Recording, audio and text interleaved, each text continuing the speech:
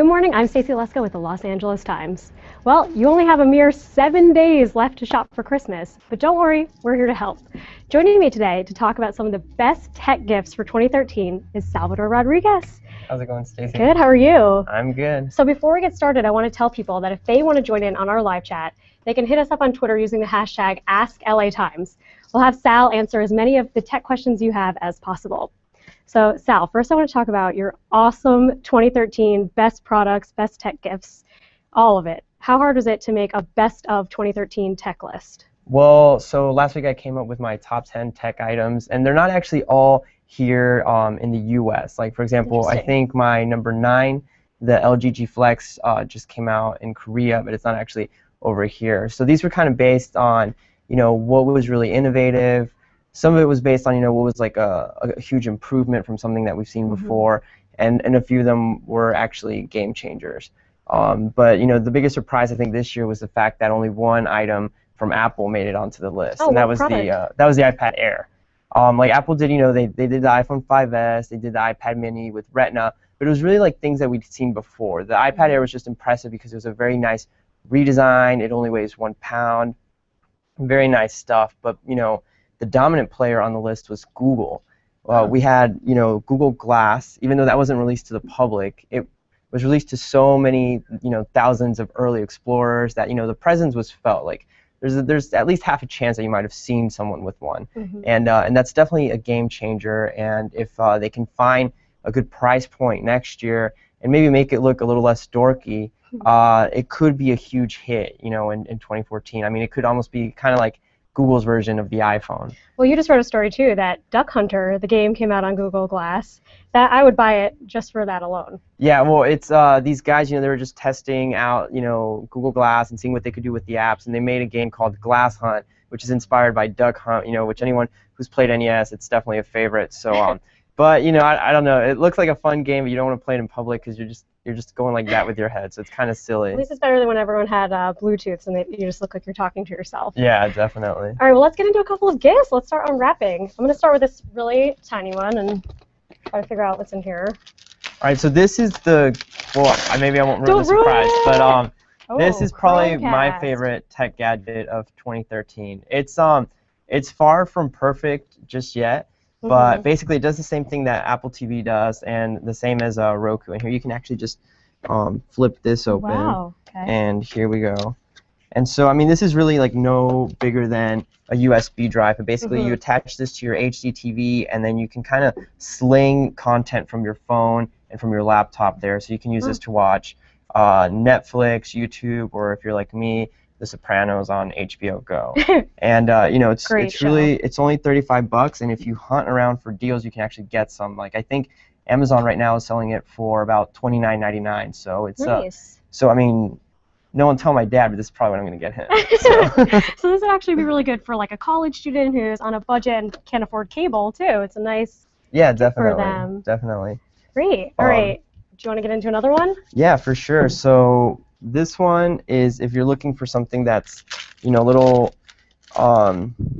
left field, kind of random. Maybe if you have someone who's a gadget lover in your life, they might like this. And this is the Leap Motion controller. This is from a startup that kind of, made its way onto the scene this year. And basically what it is you attach it to your laptop or your desktop. And once again, it's also about the size of a USB drive. And it's kind of like the Kinect, but for your computer. So you can use it to play games. There's a few. Crazy. Yeah, there's a few apps for it. It also, you can actually use this as like the mouse for your computer. So you can just kind of like move your hands. It's not perfect just yet, but it's such an interesting piece of technology that a gadget lover will, they'll have a ton of fun with this. And if you're into 3D printing and that sort of thing, they have a new app that came out recently where you can it's kind of like digital Play-Doh. You kind of like, mold the thing through your computer virtually, and then you can save the file and print it out if you have a 3D printer. God, so this is one of those products that's like the future is here, people. It's a little creepy though. How much does this one go for again? This is $79.99. Oh, so that's not bad. So is it good for gamers? Are there games on it? I think it's better for kids. Yeah. Because the games are still very simple. But it's something that I think could entertain like a young child for maybe a few hours. For me, for a few hours, that's probably fine. Great. Did you review any of these products too throughout the year as they came out? Yeah, definitely. I'm pretty sure I reviewed Chromecast as well as the Leap Motion. Oh, great. And I think they both got good grades. I mean, like I said with the Leap, it's still growing, but the Chromecast, when I reviewed it, it only had about 2 or 3 content providers that were on it. Since then, they've added Hulu Plus, HBO Go, and a ton others. I think, honestly, the thing that's missing from Chromecast is Spotify and Amazon. If they can add that, it's just, there'd be no issue with Game Chromecast. changer. Yeah. I know, this would be a great gift for all of my parasitic friends who use my Netflix all the time. You guys can make sure to get me this. It'll make up for the fact that I pay all of your bills. All right, let's open another one. Let's go for, how about this one? All right, so. This one's a little heavier. Yeah, and this is the Roku 2. I gotta say, there's nothing more satisfying than ripping off paper. All right, the Roku. This is neat. So what is this all about? So this is Roku's second most expensive digital media receiver. So basically, it competes with Chromecast. Okay. And this is something that you hook up to your TV so that you can watch things like Netflix and Hulu Plus and Amazon and that sort of thing. This costs $79, but it has way more channels than Chromecast. So if you have a ton of subscriptions and you really want to have a lot of channels, this is the way to go. Now, the biggest problem with Roku for a long time was that they didn't have YouTube, which obviously is an important channel. But today they announced that they added it to the Roku 3, which costs $99. I just sent them an email trying to see if it's also happening for Roku 2, but it doesn't seem like it. Either way, though, the Roku 2 is really nice because it costs $79, and which is $20 cheaper than the Roku 3. And the only real difference is that the Roku 3's control has some motion sensor capabilities. Oh, cool. But unless you have kids, it really doesn't matter. If you care about that, and also if you care about the speed, the Roku 3 is a little bit of a better option. But the Roku 2 is also a great digital receiver if you want a lot of channels. Well, I also recommend getting the 3, so that way they can watch all of our LA Times videos on youtube.com/LA Times. Make sure to subscribe to that while you're at it. All right, let's open up these last 2. All right, so this one's kind of no one's really talking about this one anymore, but when it came out, it was a big deal. It just kind of flopped upon release. But some things have changed. And this is the Nokia Lumia 1020. It's available from AT&T. When it came out, it cost $299. And well, basically, the thing about this phone is that it has a 41 megapixel camera, which basically that means you can shoot photos and you can zoom in later without worrying about it being grainy or losing the quality of the image. So if you really love photos, if you're good with cameras, and you can work all the settings and all that, this is definitely a good option. Yeah. It's just that when this came out, it cost $299, and it didn't even have Instagram on Windows Phone. But since then, Windows Phone has added Instagram, Vine, and Waze, and the price on this has dropped by $100. So that's why this is kind of a if I was going to go to Windows Phone, I would go with the Lumia 1020. And there are a few people that are switching. So.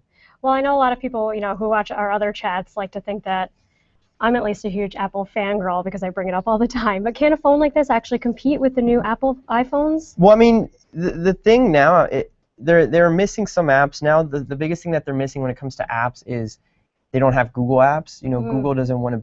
Well, I'm assuming that Google doesn't want to build YouTube for them and other things like Google Drive, and that's because Google's happy living in a world where they and Apple dominate, but they don't want to live in a world where 3 companies dominate. So that's kind of what you're missing. That means that instead of Google Drive or that kind of thing, you get Microsoft's version of things. So of course you get like Microsoft Office and SkyDrive and all that kind of things. Yeah. So that's kind of what's missing most. But the other thing is that this is a younger operating system. So whereas Apple has had 7 years to fix the the kinks and add like nice little tricks that some people know about and some others don't, Microsoft has been in the mobile operating game with Windows Phone for less years, and there are still some things that they can improve on. But I don't know, 2014, if there's one thing that they did is they kind of killed BlackBerry this year. Yeah. And 2014 might be a time for them to actually step up and become a more legitimate option and competitor to the other guys. I also feel like 2014 is going to be the year of huge screens. I feel like every phone that you've been reviewing lately has an absolutely two-handed massive screen. Yeah, I mean, I don't know how they're going to get any bigger. We're going to go to CES next month, and you know, last year the biggest ones were like 6.3 inches, and if it gets any bigger than that, it's basically a tablet. So, but we'll see. You know, I mean, there's always someone that's willing to try something. Great. So. All right, let's open up the last one we have here on the table before we get into our big Christmas gift. And so this is on my list that you can see. I'm sure if you scroll down, this is what I had as my, you know, if you don't want to pay for it all right away. And this is the Amazon Kindle Fire HDX. This is the 8.9 version, so this is the bigger version. Amazon likes to boast that it has a higher resolution screen than the iPad Air, and that it's also lighter than the iPad Air. Wow. That's true. The screen isn't as big, but you know, those are true claims. And if you buy it before December 25th, meaning, you know, by December 24th at 11:59 p.m., you can get this on an installment plan. So up front, you'd pay 1/4 of the tablet, plus shipping and taxes, and then you wouldn't be billed again for 90 days. Yeah. And then that happens, you know, 2 more times after that. So that's kind of a good way to get, you know, a substantial gift without having to pay for it all right away. So. And Amazon likes to keep their prices down, right? So then people are buying more from inside of the Kindle. Yeah, correct? so they sell it at the same price that it costs them to build it. Yeah. So this one, actually I can't remember how much this one starts at, but the cheapest Kindle Fire HDX starts at $229, and that's how much it costs them. But they know that users who have a Kindle are going to spend more than those that don't. So that's why they do that. Well, it's a great product right there for sure. And speaking of Amazon, we have kind of an Amazon-inspired gift. This is our big gift, the biggest one you can get for any adventurous people in your life, or maybe those people that like to take a lot of pictures. Do you Definitely. Well, bust this so out? Amazon kind of brought drones to the forefront this year with Amazon Prime Air, even though it doesn't exist. And this is if you want to get into drones, this is the Parrot AR Drone 2.0. And the reason that we feature this is because, surprisingly, Verizon Wireless sells these at their retail stores. So Verizon doesn't make these, but they are fascinated by drones apparently, and they sell this. And this is, you know, if you want to get into drones, this is a good option. This is incredibly light. Yeah, I believe it costs $300, and it comes with a 720p HD camera, and you control it using an app on your smartphone. So, you know, if you really want to go all out, in my list I have it written as you know, a left field kind of gift. This is definitely one of those options. So. You know what? I actually saw a guy when I was paddleboarding. A guy had it controlling as he was paddleboarding, getting aerial shots of the neighborhood. So it is really cool, and it's definitely becoming more mainstream. That's for sure. Yeah. So, you know, if you have a kid who's into extreme sports, this would be a good option. Great. So. Well, are there any other products that you think people should be on the lookout for to give as gifts in 2013? You know, I think we basically covered our bases, but but yeah, 30 to 300, you got a nice range of prices here too for those who are naughty to nice, I guess. Well, great, Sal. Thank you so much for joining us. And if you guys have more ideas for what Sal should be adding to his list or what we should all be on the lookout for, make sure to hit him up on Twitter at Sal19, us at LA Times, and for more news and information, visit us at latimes.com.